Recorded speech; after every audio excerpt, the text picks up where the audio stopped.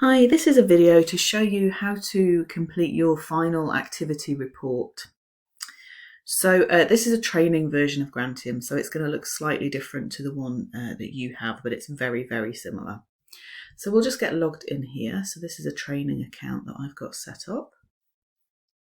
And then we're looking for submissions in the left-hand menu. So at this point, you need to make sure that you have the right applicant selected up here at the top left if you're linked to more than one applicant profile. Then you need to make sure that you have the right project selected here at the project dropdown. And once you've done that, then you can have a look in your submissions for the activity report final here. Now you will have had an email to let you know that this is due, so you'll know to come and have a look for it. So click into the orange folder here to get started. So this page just gives you a few bits of information. You don't really need it, so you can click next through that. This is the introduction, so give this a thorough read through. Click on the links if you need the information in them.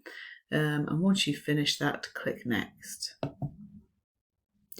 So here we have 3 questions around the evaluation of the project. So type your answers in each of these boxes. No more than 3,000 characters. If you were to draft your work in Word and copy and paste it in, just note that the character counts work slightly differently. So it is going to be a bit longer than you think once you paste it in. So for example, in Word, when you hit enter to start a new line, Word would count that as 1 character, whereas Grantium counts it as 2 because it's line stop, line start. So just bear that in mind if you're drafting work outside of Grantium and pasting it in. Once you've typed your answers in each of these 3 boxes, I'll just type in a bit of text in here, then click Save and Next to move on. If these answers are pulled through from the original setup of the project, so if anything differed along the way, then you can change this. So if it was a non-touring activity that turned out to be a touring activity, you can change that. I would imagine most of the time you'll be leaving these as they were because the project was delivered as was agreed in the first place. But once you've made your choices, click Save and Next. And again, this just details where the activity for this project took place. So if this has changed, you can delete items out of this table and then add in new ones. So to add in a new one, it's the little orange plus button that's tucked up here just above the table. So you could click on that, add in the new name of your place or venue, enter the postcode for that venue, and then you would click to get the local authority from that venue.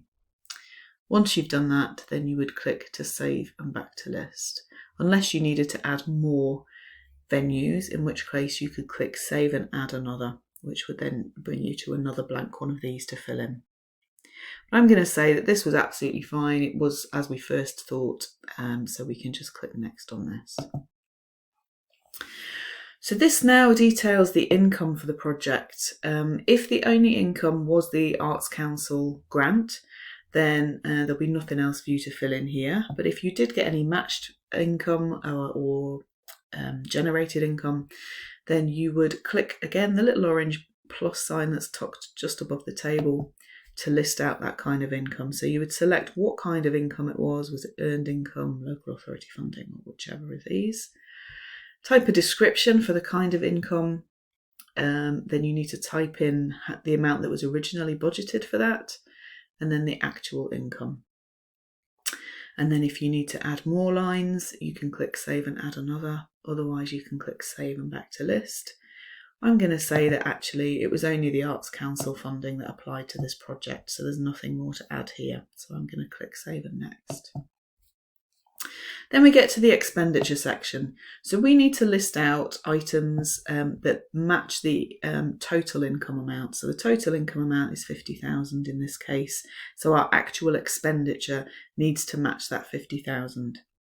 So the lines here in the table have been pulled through from what was originally agreed for the project.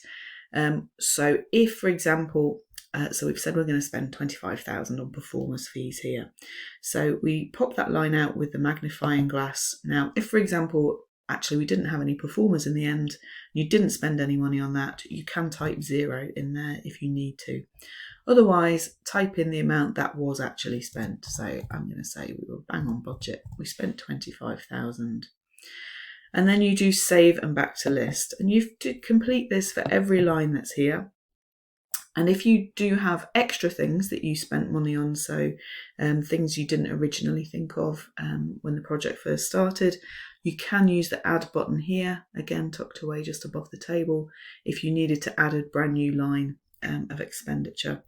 But bear in mind that the actual expenditure amounts over all the lines must add up to the amount of income. So I'll do this for the second one here. So yeah, let's say we did spend 25,000 on that. Save and back. So that adds up to 50 now, so we can move on. So we'll click Save and Next. So this is going to ask us a couple of questions about the income and expenditure, explain any differences between the actual figures and the original figures, and leave any notes there that you feel is relevant about either of those things, and then click Save and Next. So at this point, you can add web links to show the project work if there are any. Otherwise, you can click to add attachments to this.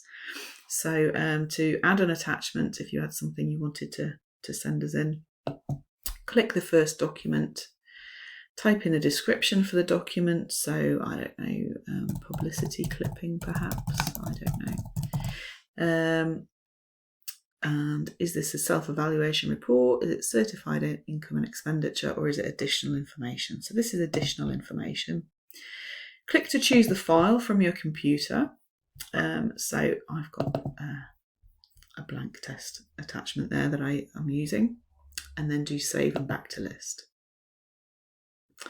Okay, and then if we click Save and Next on that, this is just a little bit of feedback about how we did at the Arts Council. So read each of the criteria and give us a rating on how we did on that item. And then if you'd like to leave any extra comments, you can do so in the box there. And then click Save and Next.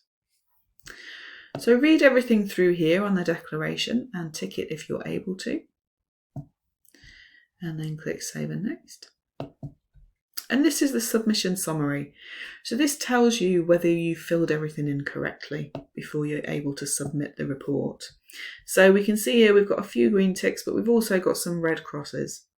So these bits need looking at again.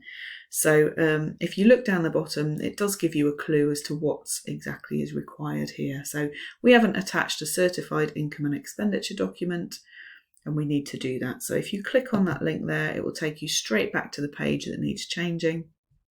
So we need to add that document here. So click the next document down that you want to attach.